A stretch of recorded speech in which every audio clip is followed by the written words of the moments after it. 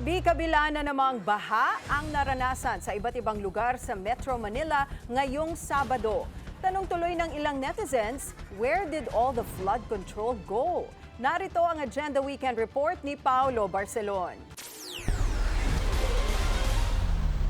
Baha ang inabot ng ilang residente at motoristang bumubiyahe sa kahabaan ng National Road sa Muntinlupa City. Sa lalim ng tubig, hirap nang makatawid ang mga residente at motorista, lalo't isa ang National Road sa mga daang papasok at palabas ng Metro Manila. Kita nga rin sa isa pang video na tila ginagawang swimming pool na ng ilang batang munti ang National Road habang stuck sa traffic ang mga motorista. Ayon sa flood monitoring ng Muntinlupa City Government bago mag-alas 11 kaninang umaga, hindi bababa sa 4 na lugar sa National Road ang may malalim na baha, kabilang ang tapat mismo ng Muntinlupa City Hall. Maging ang ilang malalaking kalsada sa Maynila, inabot na rin ng pagbaha.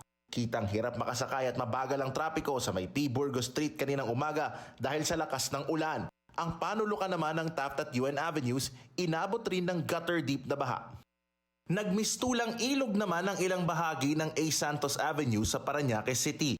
Ayon sa MMDA, inabot rin ng lampas gutter na baha ang bahagi nito sa may San Dionisio dahil sa pag-apaw ng Villanueva Creek. Kagabi lamang, nagpulong ang MMDA katuwang ang ilang ahensya at si UP Resilience Institute Executive Director Mahar Lagmay kung saan tinukoy nila ang flood-prone areas sa kabuuan ng Metro Manila. Ramdam din ang hagupit ng masamang panahon sa ibang lugar sa labas ng Metro Manila. Dahil ang ilang kalsada at daanan sa Isabela, Cagayan at Itogon sa Benguet nadali rin ng epekto ng malakas na ulan.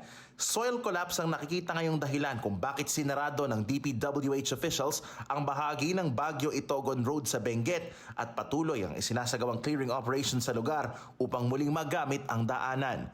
Para sa Agenda Weekend, Paulo Barcelon, Billionaire News Channel.